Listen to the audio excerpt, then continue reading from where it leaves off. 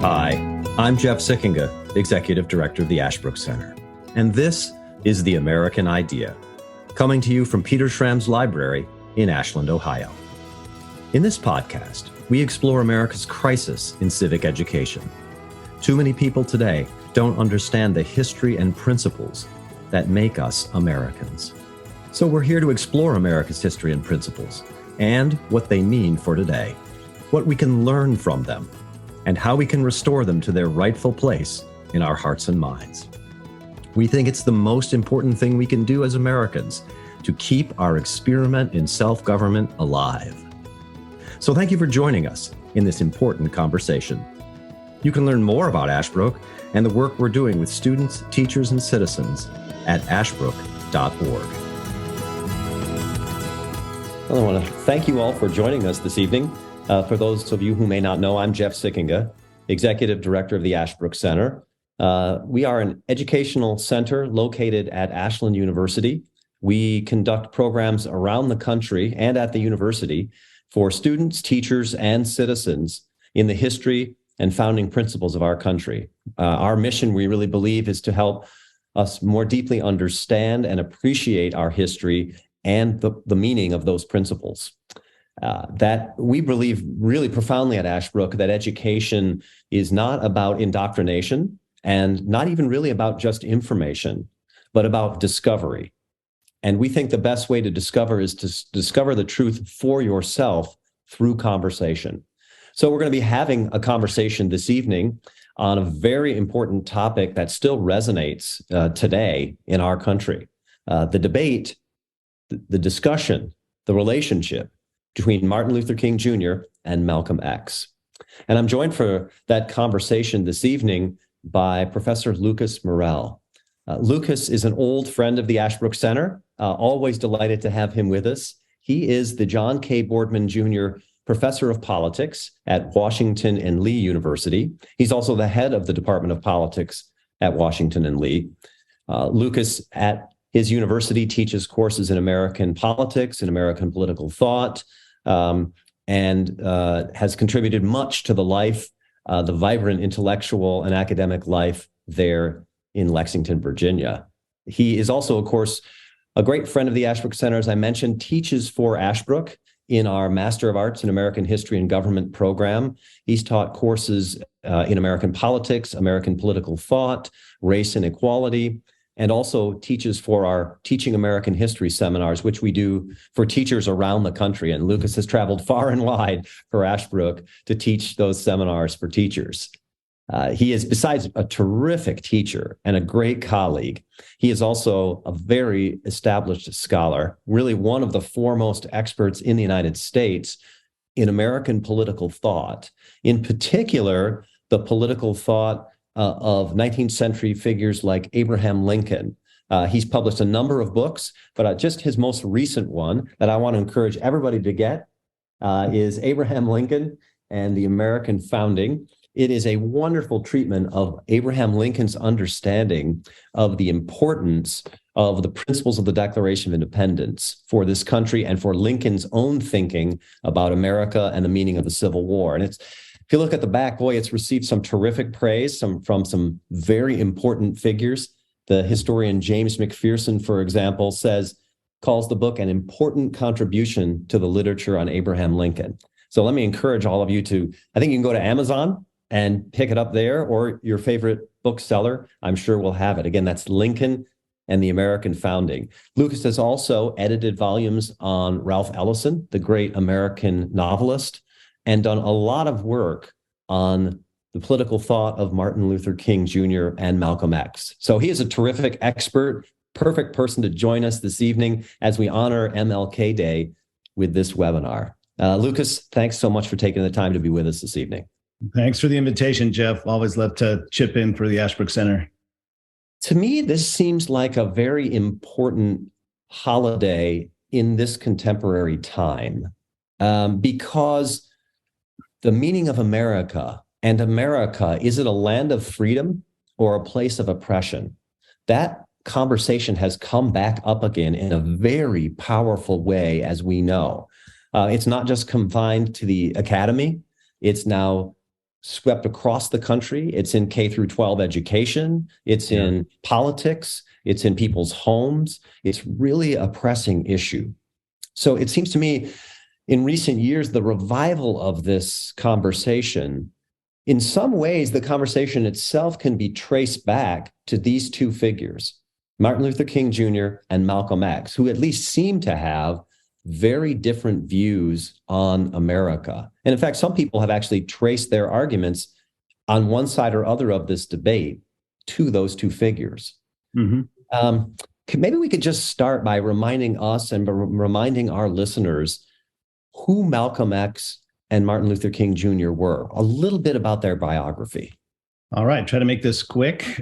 We could spend the whole hour on either of those figures and still not exhaust the important contributions they made to precisely this discussion that you have hosted for us tonight, which is essentially the meaning of America and American identity. Who are we as a people? Who are we in terms of understanding the meaning of things like equality and rights and government by consent, even the right of revolution? As controversial as that sounds, we have to remember our nation was founded exercising that natural right of revolution if we read them and trust them at face value. So Martin Luther King Jr. and Malcolm X were both, I would say they are the most iconic political activists of the latter half of the 20th century.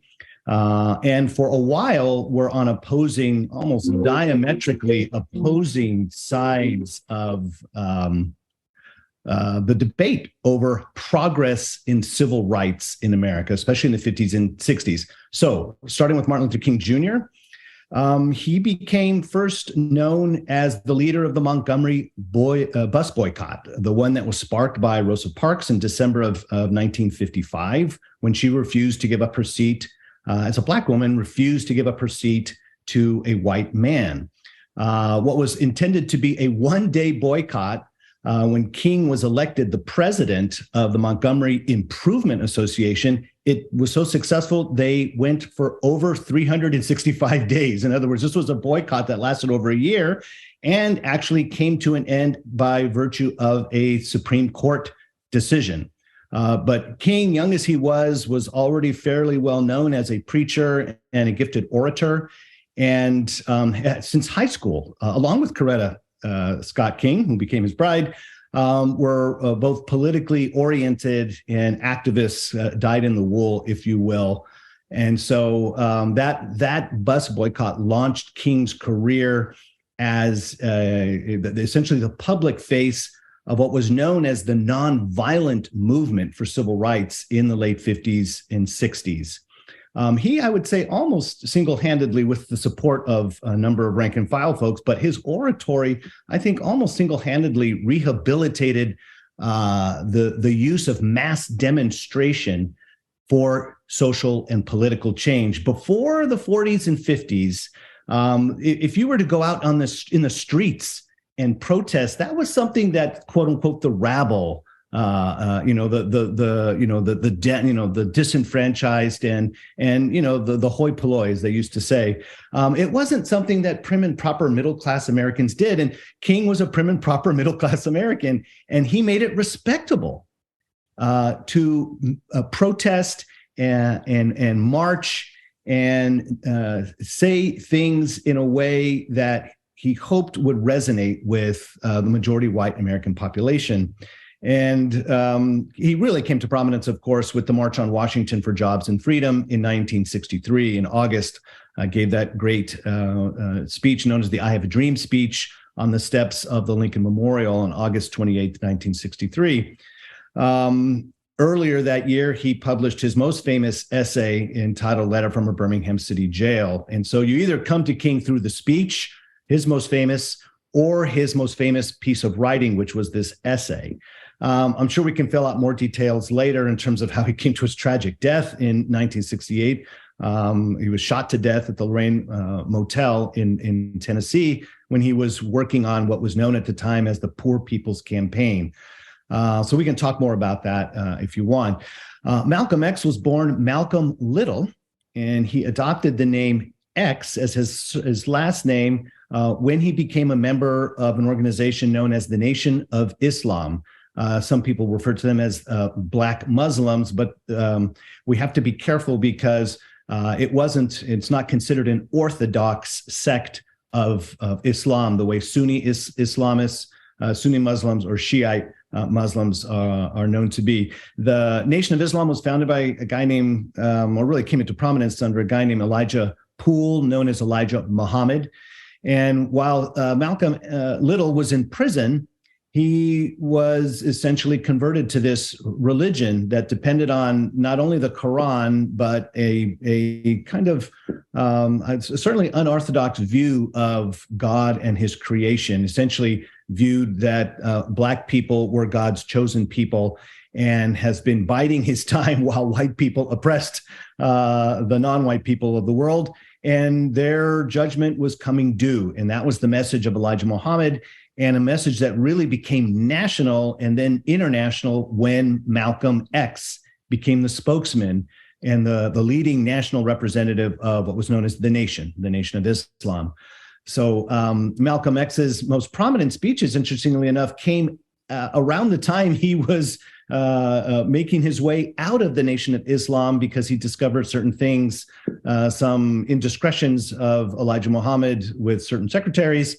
And he was disillusioned by that. He was silenced by Elijah Muhammad after John F. Kennedy's assassination, when Elijah Muhammad said, look, as much as we think of white people, and this is to quote them, as devils, they actually saw white people as devils. He didn't want any of his spokesmen to speak against Kennedy because he was so popular among Black Americans at that time, because he was the first president in the modern era to really push for civil rights. Well, Malcolm X obeyed that until he was badgered after a particular speech that he gave in early December. Badgered. What do you think of Kennedy's assassination? He finally said, it's a case of the chickens coming home to roost, essentially alluding to what they understood to be America as a purveyor of violence and of subversion across the globe. It just came back to bite America in the butt, and it did so at the top. Once he called it chickens coming home to roost, silence for 90 days, and then indefinitely, Malcolm X realized they were writing him out of the organization. And so in March of 1964, he left, formed the Muslim Mosque Incorporated, and had also made a few trips, including one Hajj, or pilgrimage, to Mecca, which Orthodox Muslims are you're supposed to try to do that, I believe, at least once in your lifetime. And he saw for the first time, he says, white-haired, blue-eyed Muslims who treated him as a brother, treated him as an equal, treated him as a friend. And he stopped talking about white people as devils and started being more open to a society where there wasn't this truly hard and fast divide between Blacks and whites. But I'll wait for more questions so that we can tease out what you might find interesting by what I've already said there. That's fascinating. And I do want to encourage folks, as you mentioned questions, to join us in the conversation by asking questions through the Q&A function. As always, we'll try to get to as many of those as we can, both about MLK and Malcolm X, but also about the situation today and their thoughts on the situation today, because we do want to discuss that. But if you listeners have questions about that, please jump in. I think I want to start, if I can, with my question. My first question on this is, that's a really interesting biography, because they're obviously living and working in the same time period on the same kinds of issues. But your indication is they really had very different views of America. And if we could start maybe with Malcolm X. Sure. What is Malcolm X's view, at least before he starts to perhaps change in 1964? What is his basic view of America?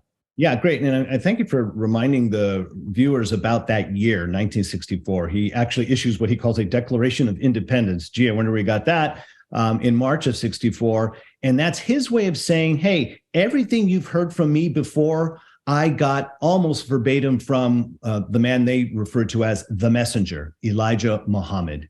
In fact, Malcolm X actually started a newspaper for the Nation of Islam called Muhammad Speaks. He prefaced almost all of his remarks while he was the lead spokesman for the Nation of Islam with according to the Honorable Elijah Muhammad. He would always defer and submit to the wisdom of Elijah Muhammad. And in fact, Muslim actually means, or Islam means, he who submits. And Malcolm X was very deferential, but he was a very powerful orator. I think one of the key things to think about in terms of contrasting King and X prior to 1964 is this question of means and ends. Let's start with ends. King thought and fought for, nonviolently, fought for what he called the beloved community. And so for King, he says you don't get to love. He used the Greek word agape to describe what love meant, what you do for someone, not because you like them or they like you. You do it because it's what God intends for them. You wish the best and do the best for that person. King sought an integrated community, an integrated America, and ultimately an integrated world, an integrated global community.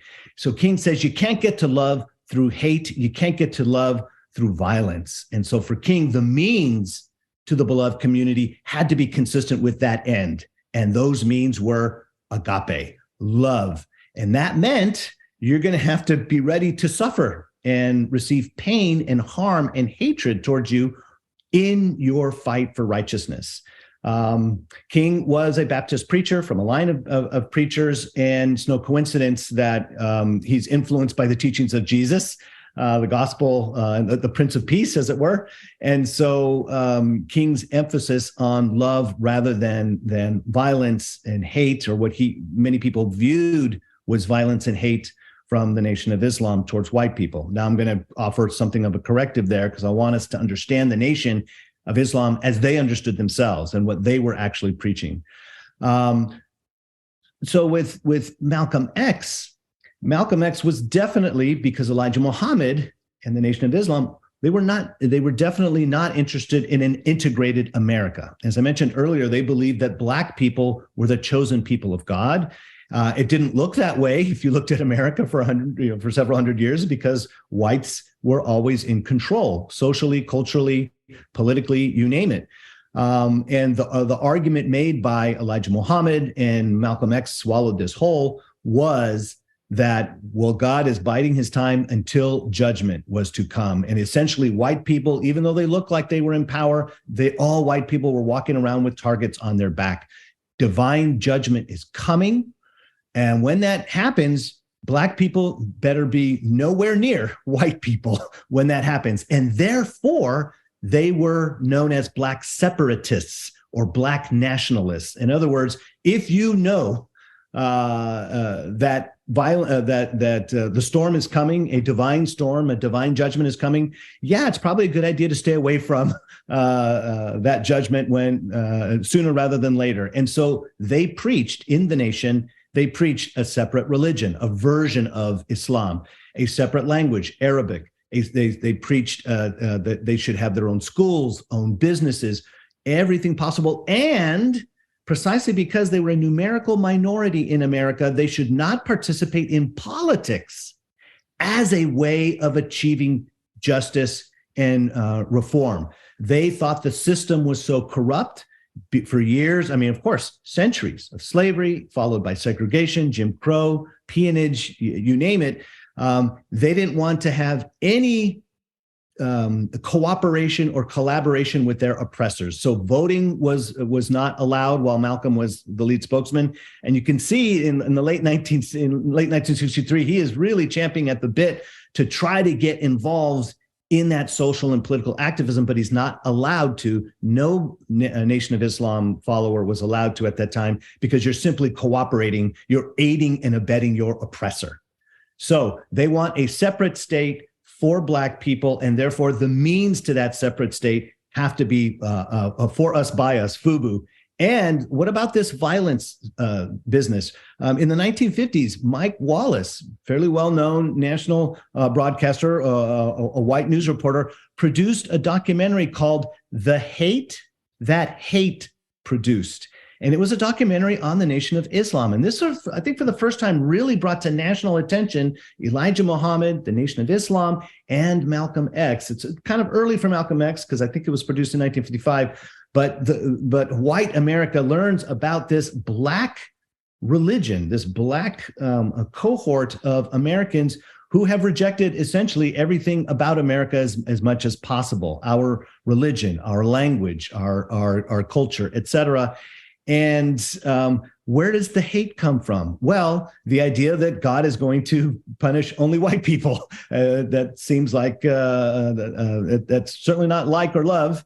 And the idea that they definitely should not be nonviolent in their attempt to redress their grievances. They can intelligently, as Malcolm X would say, they can defend themselves. They saw it as a means of self-defense whenever their rights were violated, whether individually or, for example, police brutality.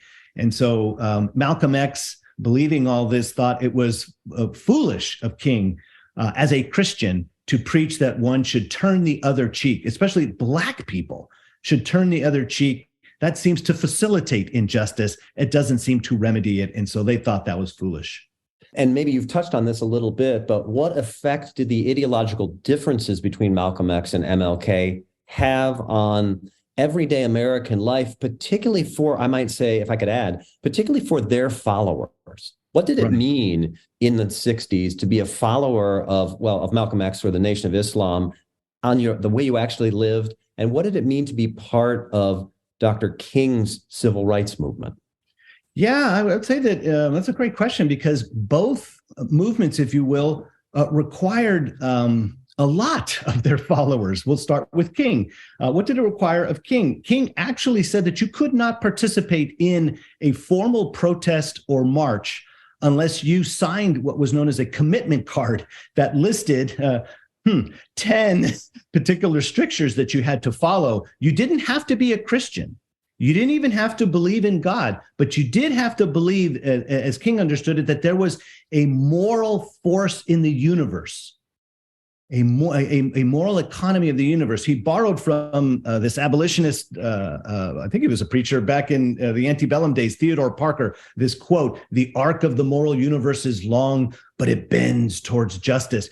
King says, the only thing that gives us hope is that God will support our efforts for justice, especially as a beleaguered minority in this country. We need the universe on our side when everything else looks pretty bad. And so for the followers, he said, you have to resist the violence of fist, of tongue, and here's the hardest one, of heart. It's one thing for me to control my tongue when somebody says something bad about me, or especially about my mom, right? It's another thing inside for me not to want to hate and become bitter towards my oppressor. That's a tall order. That's a tall order. And so they actually even practice. If you watch this documentary called Eyes on the Prize, they show them training civil rights workers, white and Black, training for mass protests, and some of them had to pretend to be the oppressor, and things could get out of hand pretty quickly, the things they were saying and shoving and all this sort of stuff.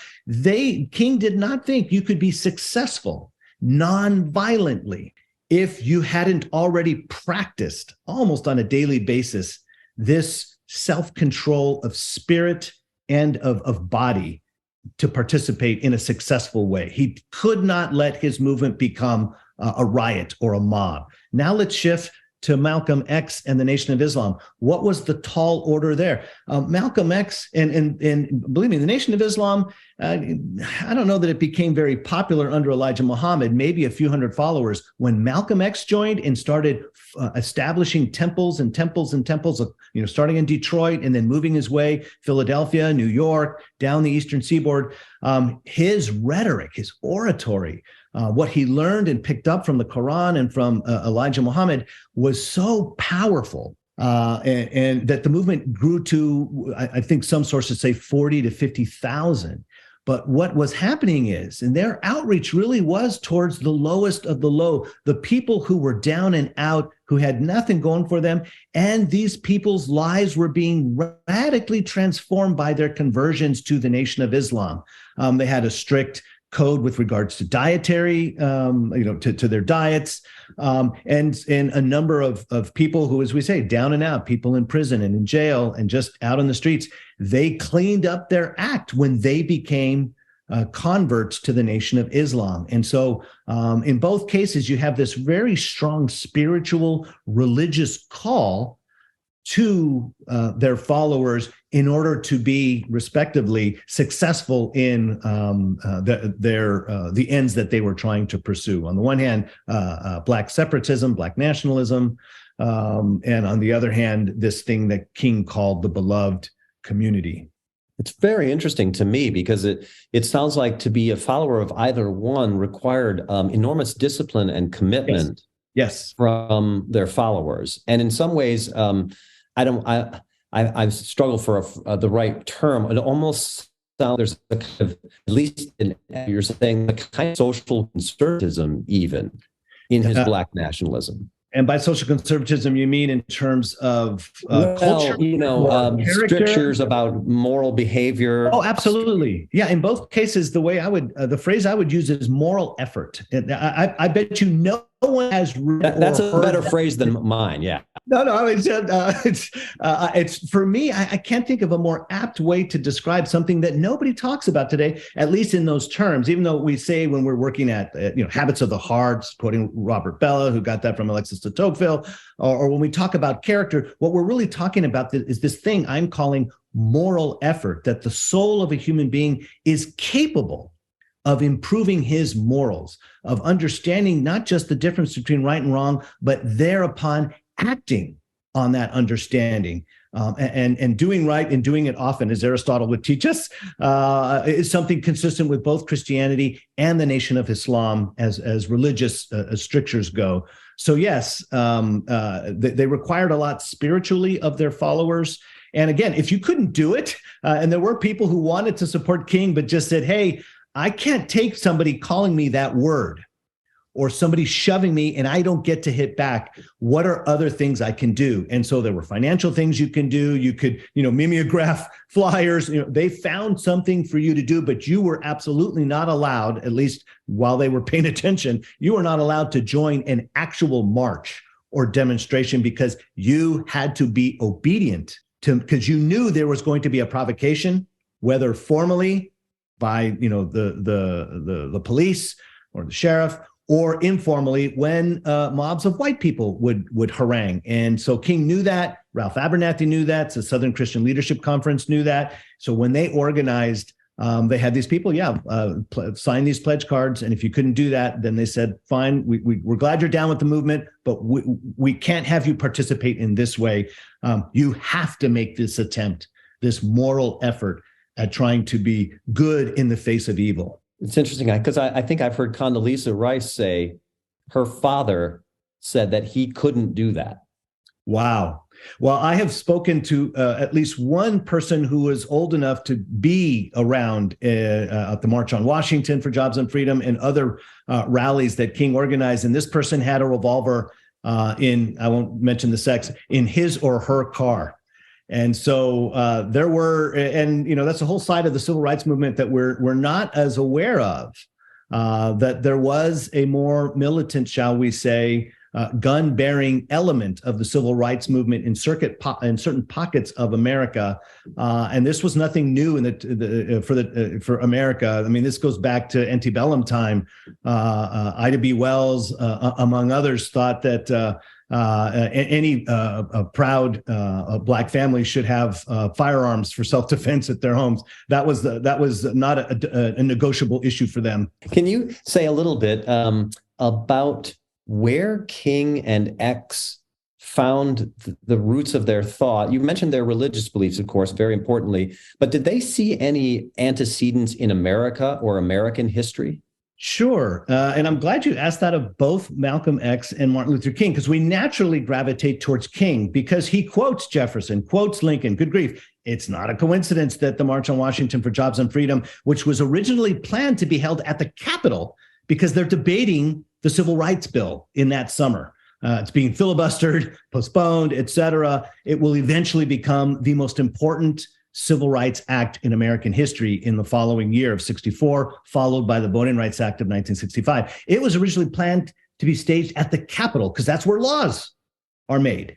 They decided to march from the Washington Monument to the steps of Abraham Lincoln, the Lincoln Memorial. And it was a televised rally. 250,000 people were there. Very few of the elite press thought that it would be a peaceful assembly because they didn't think that many white and black people could be in the same area and not turn into a riot. And of course, that was proven wrong. Okay, I've lost my train of thought here. Where was I going with King and King's antecedents, as you say, were Lincoln and even Jefferson. Oh, the antecedents. So yeah, I mean, great. Footsteps of Lincoln. And quoting Jefferson, King talks about the Declaration of Independence and the Constitution as a promissory note in the I Have a Dream speech. King speaks the language of equality and rights and consent. But interestingly enough, so in an odd way, or not odd way, but in an ironical way, does Malcolm X. More so after he leaves the Nation of Islam. Because remember, prior to leaving the Nation of Islam, they aren't going to participate with America because America is just flat out categorical white oppressor.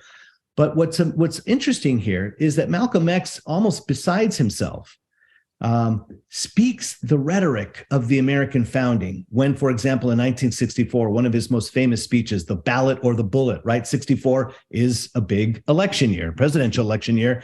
He says, this year, it'll be liberty or it'll be death. He wishes he came up with that, right? That's straight out of Patrick Henry. Give me liberty or give me death. So Malcolm X is even, he's more American than he wants to admit. When he uses the language of rights, he says, look, we'll either receive our due, government will do its job by us and do what? Protect its rights, our rights. Gee, where did they learn that? Declaration of Independence. Either that will happen or it will be the bullet, right? The ballot or the bullet. But he wasn't simply preaching revolution, even though he thought as Americans, we shouldn't have a problem with that because how did we get our land? How did we get our government? How did we get control over our lives? It wasn't a bloodless, nonviolent revolution the way King is preaching. It was a violent one, right? And that's what blacks should threaten to do. But he also in 64 was wise enough to recognize blacks are a numerical minority in the country, right? Maybe 12, 13%. A revolution, that's a suicide mission there. So what he thought is instead of pursuing civil rights, let's pursue human rights. Now, human rights you can trace back not just to the Declaration of Rights in the United Nations. Where did they get that? They got it from the Declaration of Independence, which spoke of individual rights, natural rights, and rights endowed by your creator, not by your government. But what Malcolm X thought is, he says, I don't have faith in the conscience of America. America's conscience is bankrupt, he says. So let's take our case to the United Nations. Let's take our case to the World Court. He had more trust in global public opinion because at least globally, blacks weren't the minority, at least as a non-white population. The white population is the minority globally. And so in a way, he was kind of preaching out of both sides of his mouth. Either give us what we're due as Americans, stop making us victims of Americanism, as he called it in 64. Either let government do its job, or let's get justice through numerical strength. In other words, it was an appeal ultimately to might rather than right if America didn't live up to its professions. I hasten to add that King said famously that his dream was a dream deeply rooted in the American dream. It wasn't identical, but it was deeply rooted. And so his appeal to Jefferson, in the Birmingham City jail letter, his appeal to Lincoln, his appeal to the Declaration and the Constitution, those are the wells from which sprung King's social and political activism. He said the best way to wrap this up, at least in terms of this question, he says, all we ask is that you be true to what you said on paper. I think X asked the same thing, but had less hope that the white American majority would respond appropriately. Well, that's interesting because one of my thoughts as you were saying that is this question of hope. Yes. In fact, I think one of the volumes of Martin Luther King Jr.'s writings is called A Testament of Hope. Yes, it's a big volume of his writings. Before we continue with our conversation, I'd like to take a moment and ask you to learn a little more about the Ashbrook Center and how you can help us continue our work with teachers, students, and citizens. I'm Chad Kiefer, Director of Philanthropy and Strategic Partnerships here at Ashbrook. At its heart, America's story is about the lives of patriots who have given their last full measure of devotion to preserve and protect what it means to be an American. But the tragic truth is that the American story is being rewritten as one of oppression and despair. Back in 1776, the founders took a chance when they created a new government built on principles of liberty. They took a chance on America. Now I'm challenging you to do the same. Your gift to Ashbrook today reaches students, teachers, and citizens across the country, helping them to understand why America is worthy of their devotion. With so many forces eroding our history and taking away from our principles, isn't it time we give America a chance? Your investment is encouraged now more than ever. Please visit us today at ashbrook.org/support. Why did King have hope that America could make progress in living up to its, what he calls its founding creed? Why did he have that hope? And I'm wondering if you could say a little bit more about what Malcolm X thought of King's optimism. Oh, yeah. That second question is easier to answer, but I'll hold off on it. The first one, why did King have hope? I think at least through 63 and 64. And so I want you to ask me later, why did you say at least until 63 and 64? What happened in 65, 66, 67, 68? Because I think King sings a different tune, if you will. But at least through that pivotal year of 1963 and 64 that produced the Civil Rights Act and then the follow-up in 65 of the Voting Rights Act, King thought that progress in America could only come through allegiance and greater alignment with our founding ideals. In other words, at least in America, white people claimed to believe, and at least for themselves practiced. And, in an increasing way over time, they didn't get it right immediately for all whites at the beginning either, right? We think about the right of women to vote, the right of the propertyless to have civil rights and political rights, et cetera. But King said, at least in America, they put it in writing. They said on paper, all men. It didn't say white men, all men, right?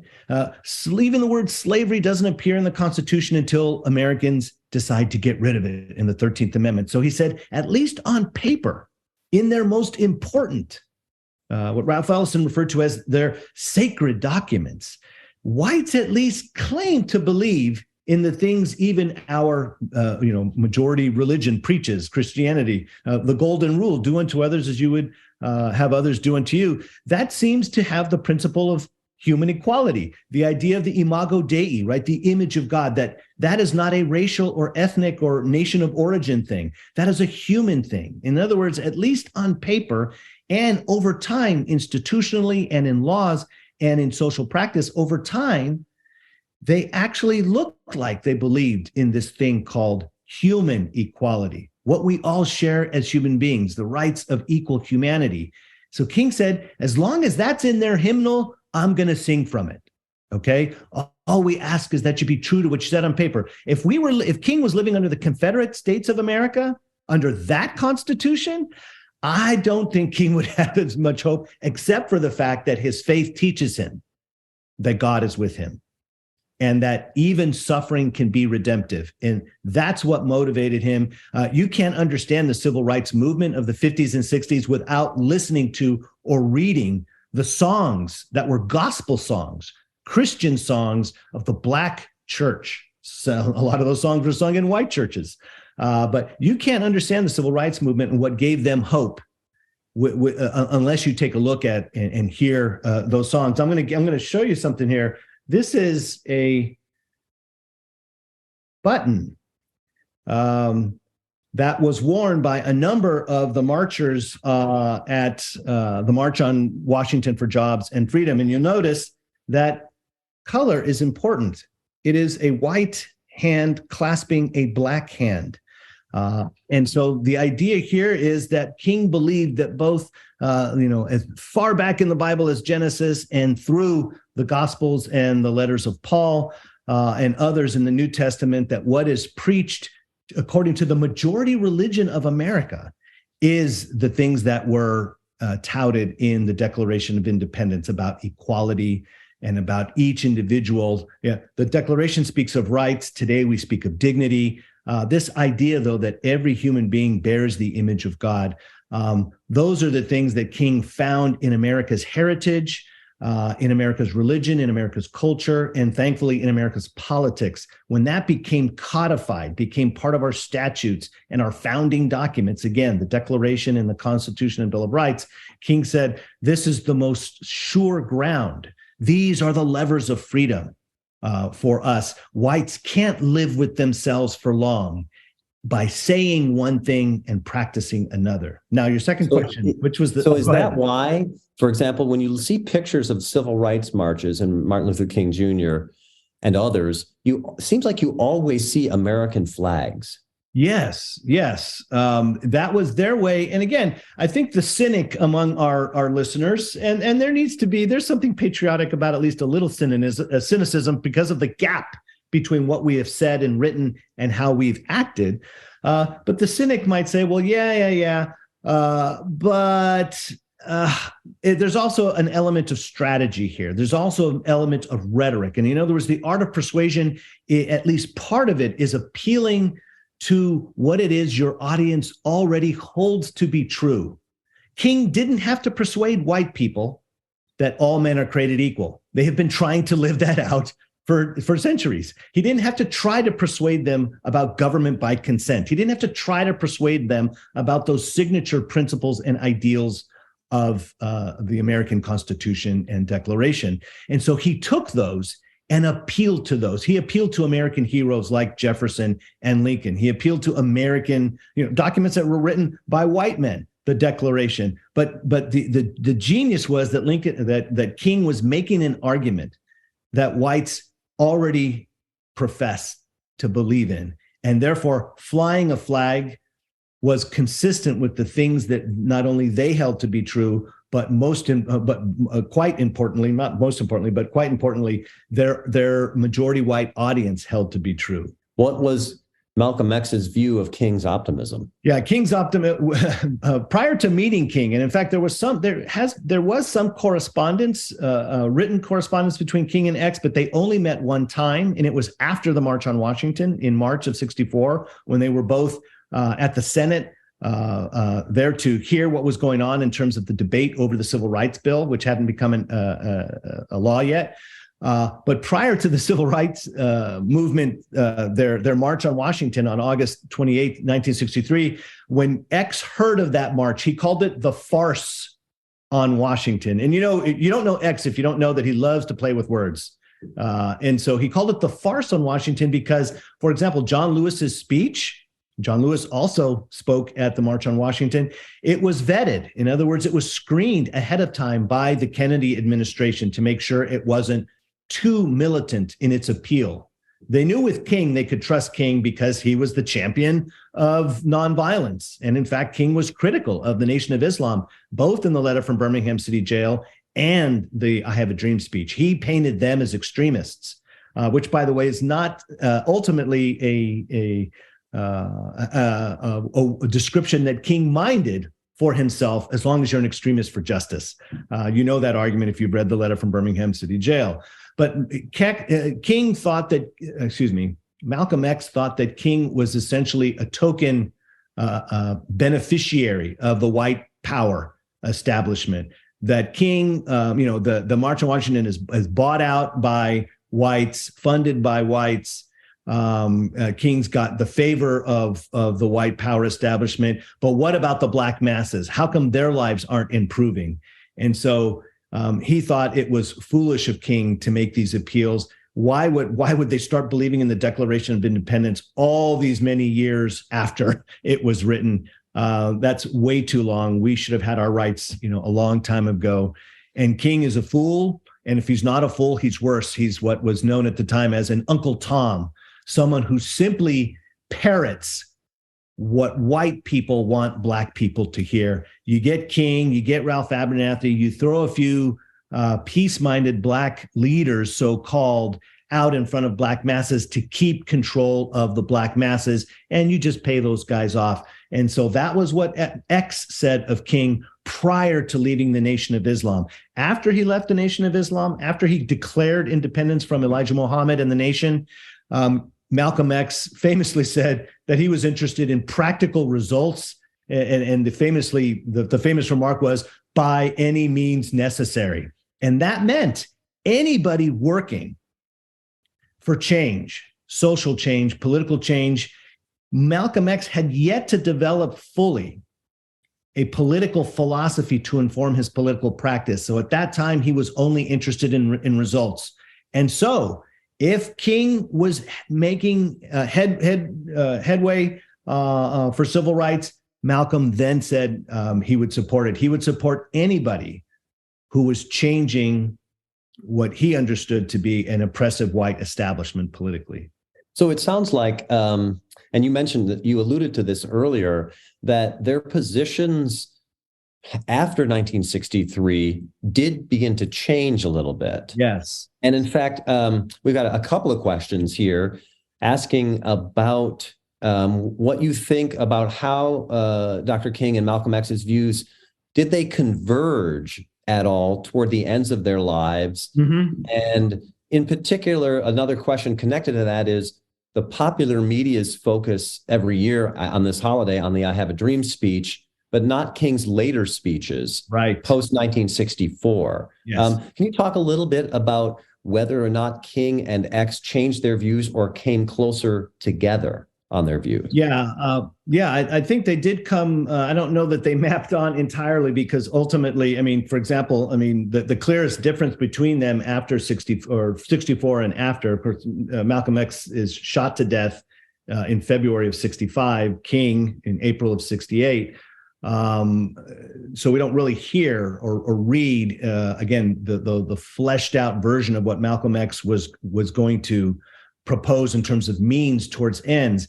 But the fact of their religious difference, the difference between Christianity on the one part and Islam on the other, that would remain a fundamental divide between them. Now, what are the political implications of that? I'm not a student of Islam, so I can't speak to that.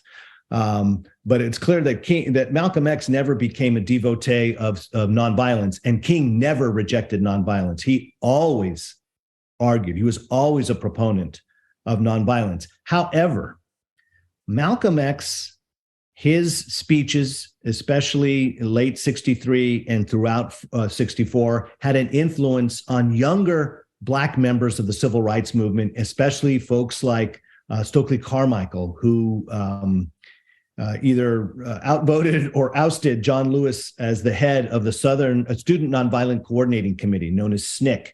So Stokely Carmichael, famously during a march with King in his presence, got the marchers to, and it was an integrated march, got the marchers to change their tune from saying, "We shall overcome," to "What do we want? Black power. When do we want it now?" And King's like, "Wait a second, we can't be, what do you mean black power?" And so the militancy of these younger Black political activists who said, "Look, this isn't coming fast enough for us. We're not into that. We can't get into, we're not down with this turn the other cheek business." They are what I call the godchildren of Malcolm X.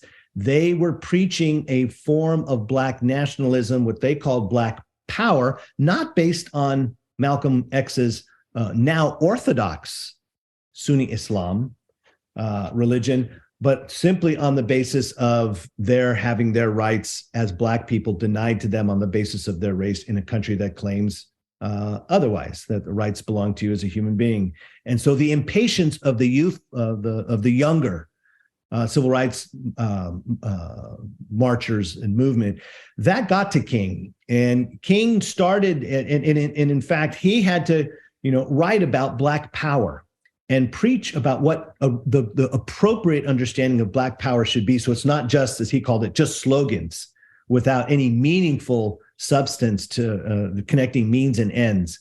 And so you'll see in the later speeches of King a greater emphasis on the movement still being nonviolent, but Blacks thinking of themselves as Black people, not simply as Black Americans.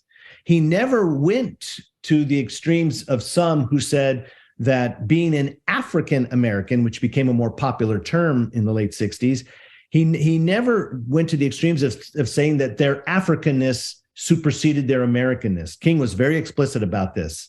And you'll see the Obamas are a great example. I believe it's Michelle Obama who commented that when she and Barack Obama visited the continent, not the nation, the continent of Africa, they didn't realize how American they were, even though, right, they were amidst people.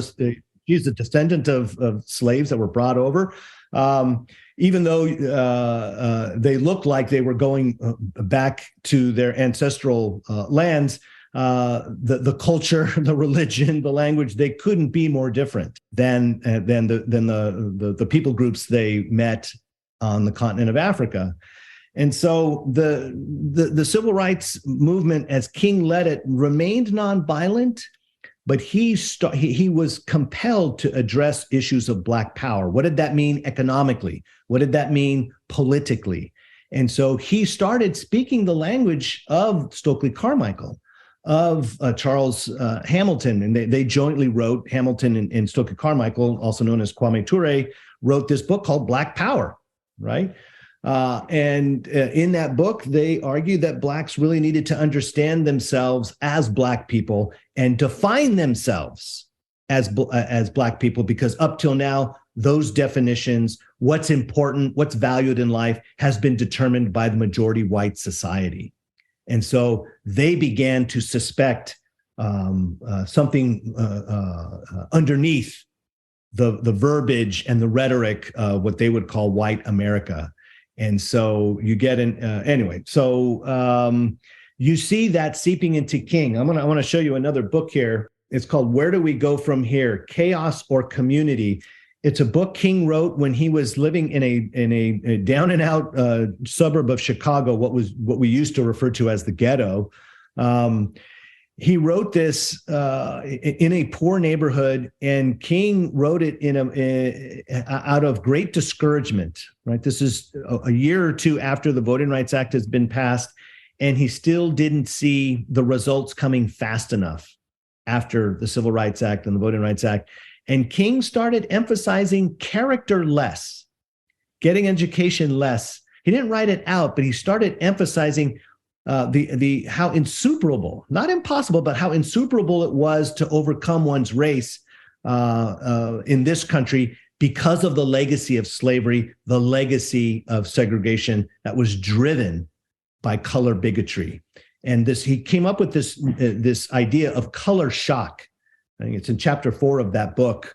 And he talks, it's not the King of the I Have a Dream speech. There is not a lot of hope in that book. Notice the subtitle, Chaos or Community. King hopes for community. He still believes in nonviolence.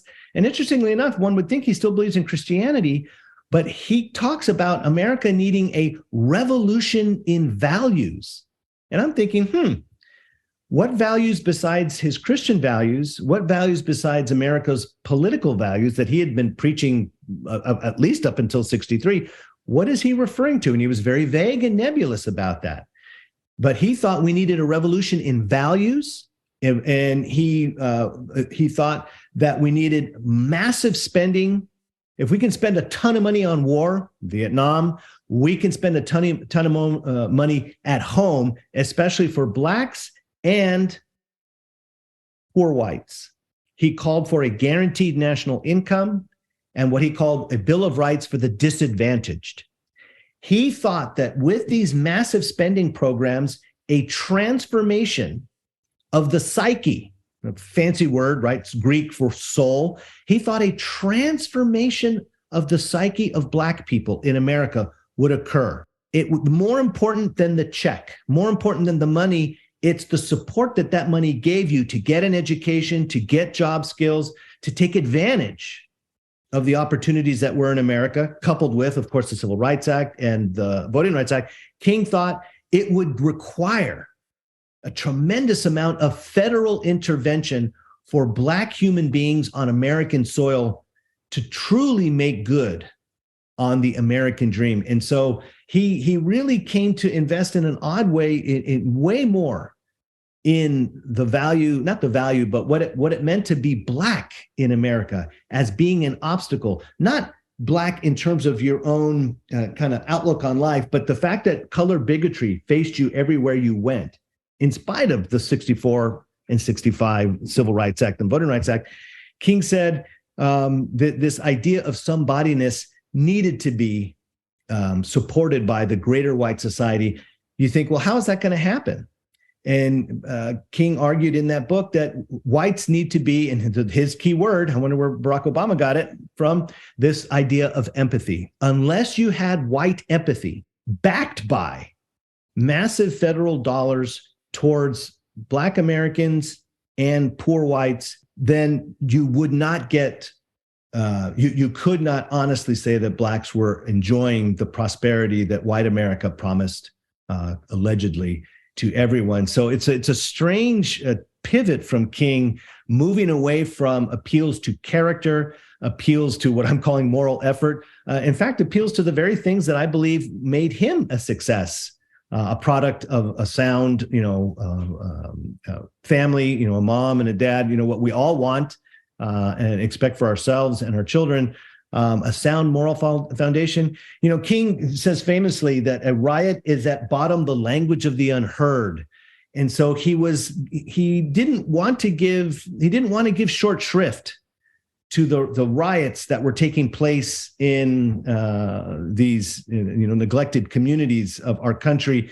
He wanted to point at the source of those. And he said the source of those was the legacy effects of slavery and segregation.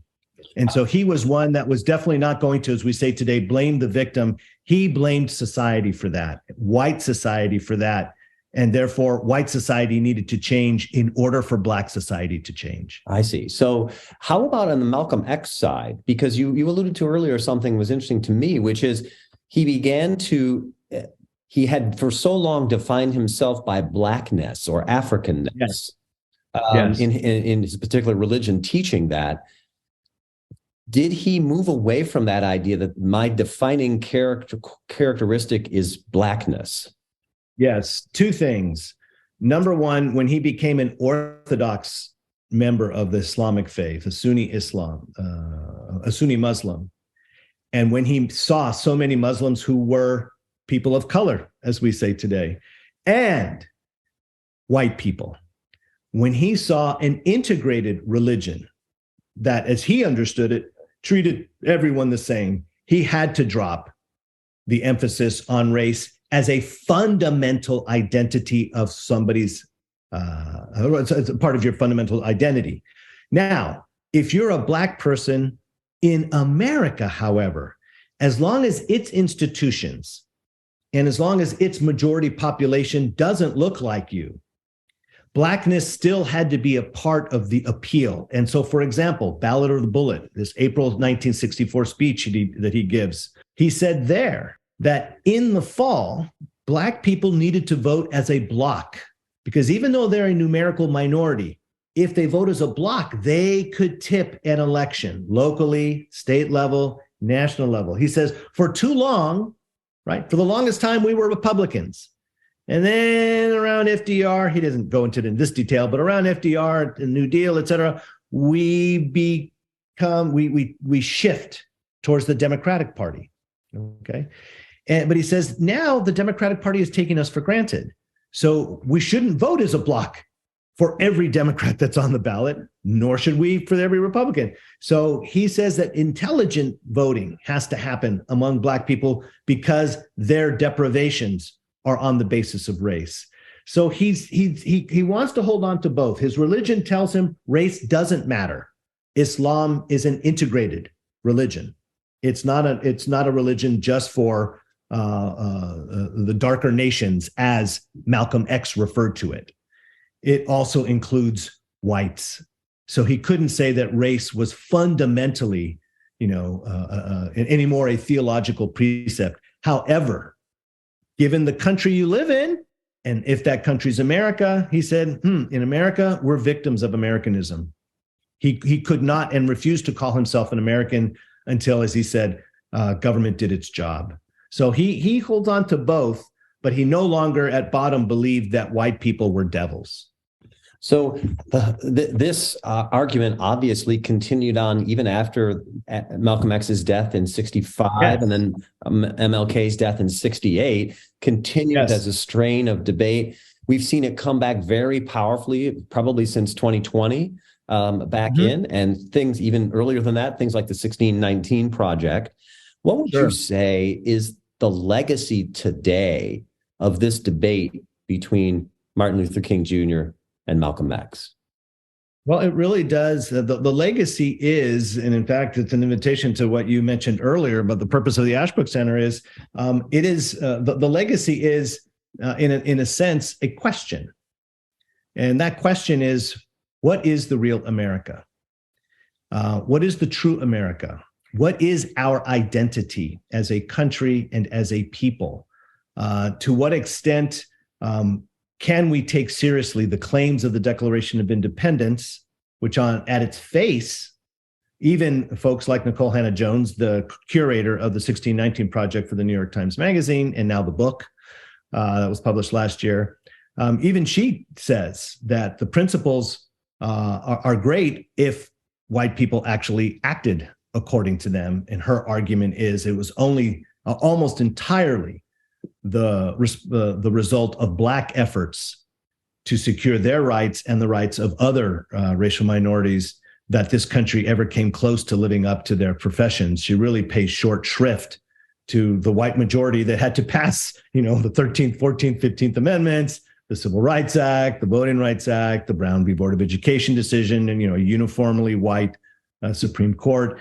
And so we have, this is a debate that is kind of been re-energized and reinvigorated precisely because of the claims that have been made throughout our history, that we say one thing, but do another. In other words, what we're staring at is the human condition, frail, fallible, sinful people who are trying to, as I said earlier, make the moral effort to do right by one another, but for a host of reasons, fall short.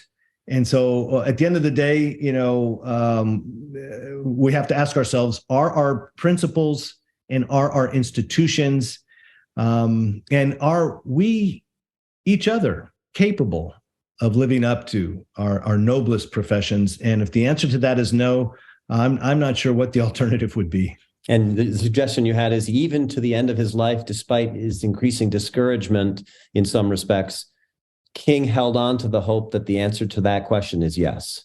The answer to that question, yeah. I mean, he wouldn't write, he wouldn't speak, he wouldn't campaign unless he thought that Americans, especially white Americans, could do right by their ideals. Like I said, he died beginning to lead a movement called the Poor People's Campaign. He shifted his emphasis from civil rights to what he would consider economic rights.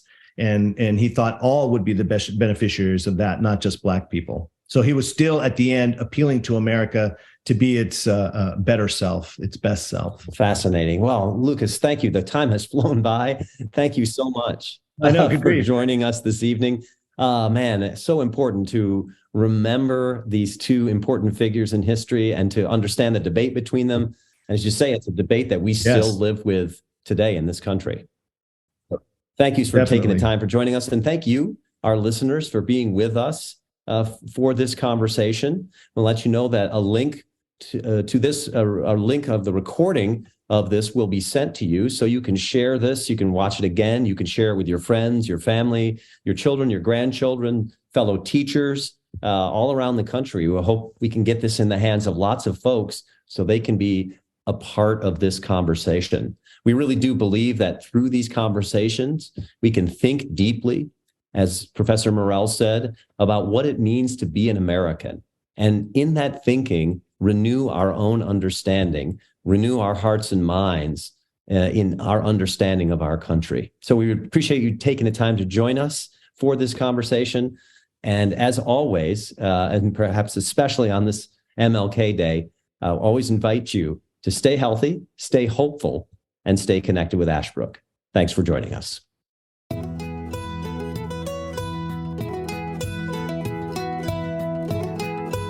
Thank you for listening to this episode of The American Idea. If you enjoyed this episode, remember to subscribe at Apple Podcast, Spotify, or wherever you get your podcasts, and leave a 5-star review. If you want to learn more or get involved in Ashbrook's vital work, visit our website, ashbrook.org.